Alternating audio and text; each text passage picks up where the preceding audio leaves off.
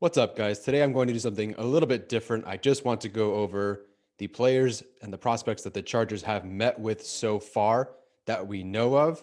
I'm going to talk about them for a minute, minute and a half or so, and just go down the list of TDN's predictive big board, just so you can get an idea of where these guys are, I guess, projected to go as far as TDN is concerned. And then yeah, we'll just go from there. I'm keeping myself off the screen for now because I'm going to have the Draft Network board up. And then on the side, if I can, I'm going to include some film. I'm not really going to break down that film. I just want to have some film on the side, just so you guys can have some sort of idea of who these guys are. If you don't know who they are, I'm happy to help. So the first guy that we know of that's on this list, we don't know of any official, really high first round guys yet. And frankly, just because they met with this player doesn't mean they're going to draft them. Just because they didn't meet with this player doesn't mean they're not going to draft them. I know that ahead of the 2016 draft, I believe Joey Bosa only heard from the Chargers once, and there was almost no interest there. And then boom, they took him third overall. So, everything we hear, of these meetings, take it with a grain of salt. Steven and I talked about on our last episode kind of some of the significance of these and maybe some patterns you can pull, and you can check that out. Please check that out. But for right now, I'm just going to go over each player and a quick little bit about each one of them. So the first one is at 39 here. That's Dillon Radunz from North Dakota State. At this point, you've heard plenty about Radunz, and this is it's pretty clearly one of their bigger name guys that they've met with. Personally, I don't worry about that whole, what school did they go to thing, unless there were some issues where they just couldn't dominate. But that's not the case. Radunz did dominate at left tackle and projects there at the next level. Personally, I think he could end up going in the first round. I believe Steven has a first round grade on him. I certainly have a second round grade on him, and I don't think the Chargers will have a shot at him. If you look at someone like Titus Howard, we did these mocks on TDN, and we had Titus Howard. The Chargers fans were selecting him in the third round, and he ended up going in the 20s or whatever to the Texans. So, while I like Radunz a lot, I'm not really banking on him being there with the Chargers' next pick.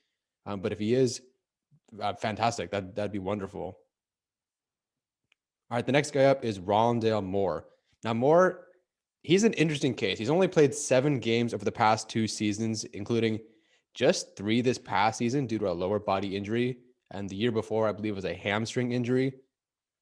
But he still has first round buzz, which is crazy. I know he's 50th here, but he legitimately could go in the first round because he was running advanced and intermediate routes his first year in college. And this kid looks like he was born running routes.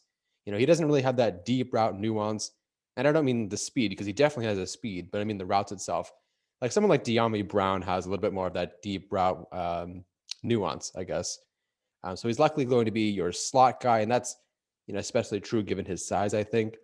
I'm personally not taking a guy who hasn't been healthy or produced since 2 years before coronavirus hit, especially certainly not in the first round. And frankly, I think there are enough good options that the Chargers could take in the second round where you could avoid him.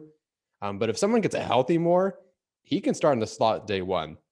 This guy had almost the biggest game for him his freshman year, or his first year in college was, he had 200 total yards on just 14 touchdowns against Ohio State. And then his first football game ever. Can you imagine your first football game ever? You walk into Northwestern and you put up almost 200 yards and 2 touchdowns off just 13 touches.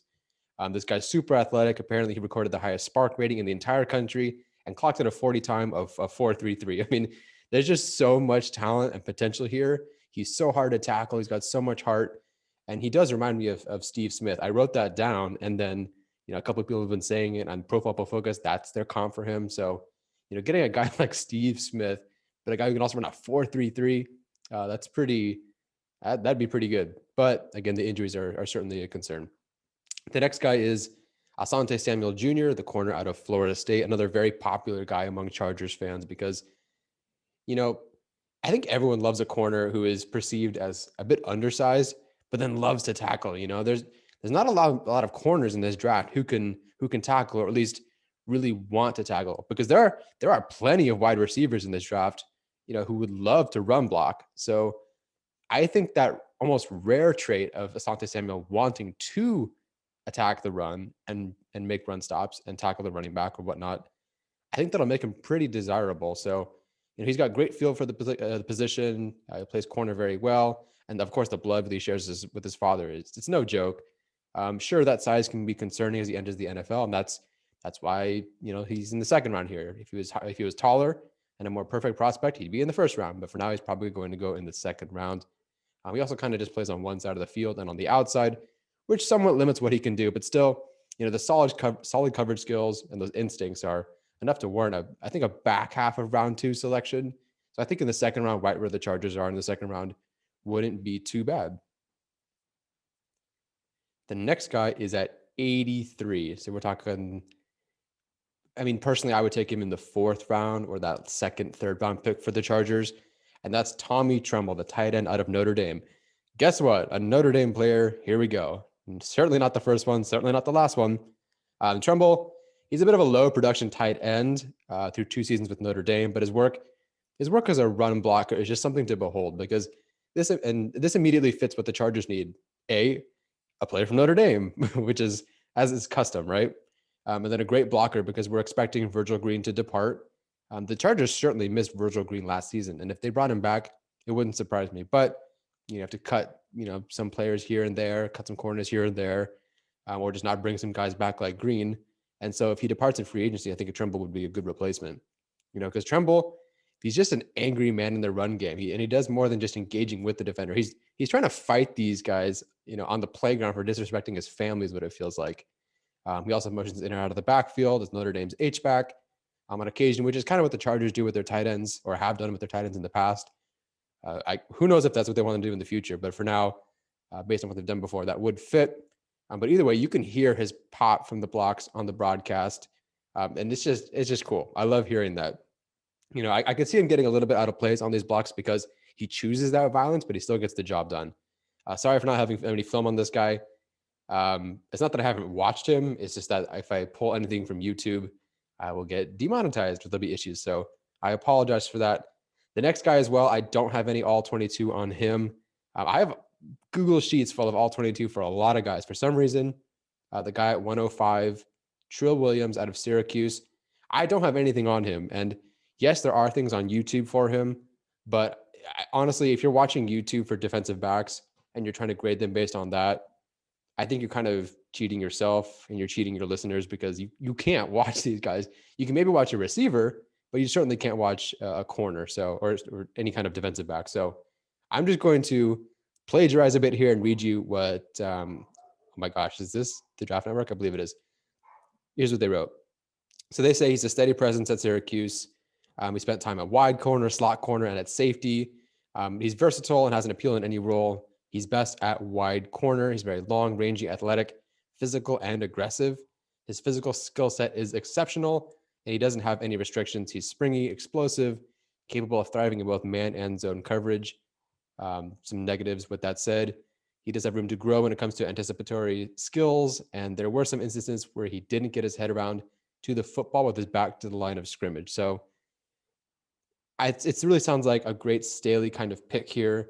A guy who's, sure, he's not perfect, but a guy you can develop and move him around in many different places in the defense. So I think that would be really beneficial moving forward for the Chargers, especially if they get him in. I think at this point, you're at 105, you're thinking about your 5th pick, or excuse me, your 6th pick, but your 5th round pick.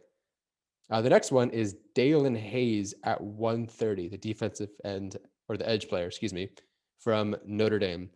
Look at that, another Notre Dame player. Hayes was actually just on our show for an interview, and he gave us a really great interview. So please make sure to check that out under the prospect interview playlist tab of our channel. Personally, Hayes doesn't do much for me by way of rushing the passer. There's some upside there with athleticism, but there wasn't a particular move I was consistently wowed by. He'd be a nice depth piece, kind of outside linebacker you take on day 3, and some special teams contributions could go a long way. So that's kind of where I see him. And then not too much further down this list on TDN's board is Darius Stills out of West Virginia. He's got a hell of a motor and deserves to be drafted at some point based on that alone, but he is undersized for a defensive tackle at just 6'1", 285, which, it's not a small person, that's bigger than me, but that's very small just for the college level, let alone the NFL level. He can do some damage as a rotation guy, like kind of like a Cortez Broughton. But honestly, At this point, I'd rather take a high upside corner, wide receiver, linebacker, etc., over him. Tough as that is to say. So, uh, sorry, Dillon, or excuse me, sorry, Darius. I didn't mean to offend you there, but yeah, I just Hayes and Stills. I feel like I would just take other guys over them at that point. But again, depends on the board. The next guy is another Chargers fan favorite, it seems like, and that is Anthony Schwartz, the wide receiver out of Auburn at 154. He's kind of like your poor man's Rondale Moore. You want to get the ball in his hands and let that speed work. Ultimately, he's best for that vertical passing game in that deep threat role. I just don't see that intermediate route running game as anything really special. And at 6'1", 179, he's not really the biggest either. So, you put that together and you don't have a really good intermediate game or contested catch kind of guy. If you're comparing him to someone like Joe Reed, I think Reed is better after contact, but Schwartz is definitely more home run speed, at least on film. And apparently he was a gold medalist in something. I can't remember what it is. It's eluding me now. But he's certainly very, very fast. And by all accounts, is supposed to be faster than Guyton and Johnson. So if you want some real speed, like some real football speed, that would be your guy. Now, the next guy is very interesting. And it's Jarrett Patterson, the running back out of Buffalo. I certainly wouldn't, turn my nose up at someone from Buffalo. We all know the most recent player. I don't know if it's the most recent player, but the most notable player from Buffalo was Khalil Mack. It's not like this is just some, nobody's Sioux Falls school. But so Jarrett Patterson, he really reminds me of a Telesco type back, that you would see them take on day 3 or as an undrafted free agent. I think he has excellent vision as a running back and wastes little time getting north, which I love.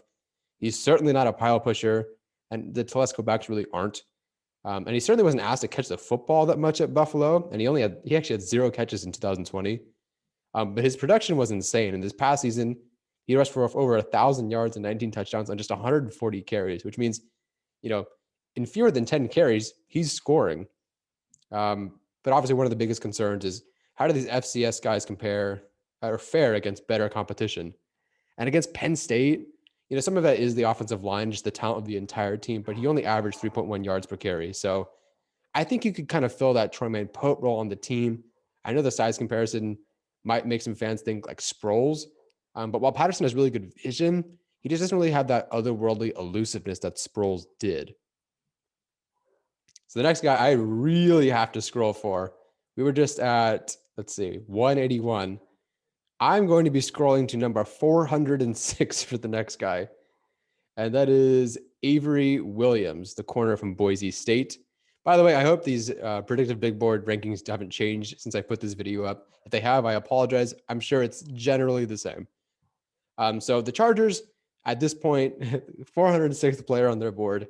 They need special teams help, and Williams, I think, would be a big help. In 2020, Williams scored 4 total touchdowns on kick and punt returns and 1 off a blocked punt, which earned him the Mountain West Conference Special Teams Player of the Year honors. This is purely a special teams get, and perhaps a late rounder at best. But having the Chargers having met with him and keeping tabs on him, I think is a good sign because he seems like to be a kind of guy you can ask to contribute on special teams, and that's all you can ask for really from these guys that are late round or undrafted. The next guy is a really tough eval, and that is Shane Simpson, the running back out of Virginia.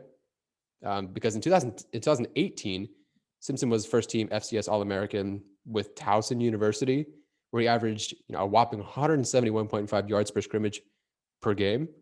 He also functioned as the return man for the team. So you see some of that kind of what they're looking for. I think Patterson can do it. I think Williams could do it. Simpson can do it. If you just watch him back then for fun, you can jump on YouTube. And actually, you can watch him play Delaware in 2018, where Nasir Adderley was. But most of his 2019 season was eliminated due to injury, where he tore his ACL and MCL. Then he transferred. He had transferred before that, but his full season at West Virginia, it was decent. Virginia, not West Virginia. Anyway, his season was decent on a per touch basis, but that the volume decreased dramatically compared, to his usage at Towson. So I don't know. To me, Simpson is kind of like a poor man's Gainwell, is what I'm looking at here. So take for that what you will. I don't have any film of Gainwell up, but if you've watched Gainwell, you kind of know what I'm thinking of. Now, the last guy they've met with actually is not ranked on this board, and that is, I believe it's Mike Strachan, the wide receiver from Charleston. Over the past 2 seasons, Strachan, I mean, he's loaded up on stats. Over 2,300 yards, 27 touchdowns, and 78 reception. He's huge. He's 6'5", 225 pounds. He also set the Charleston school record in the 400-meter dash. I have not watched anything on him. I don't know how anybody has watched anything on him because I don't know how to find him outside of maybe some YouTube highlights. And that doesn't count. We all know YouTube highlights don't count. Please stop pretending like they count. But if you'd like to learn more about him, I've actually included a link to an interview he did with fellow podcast Chargers Brawl in the description.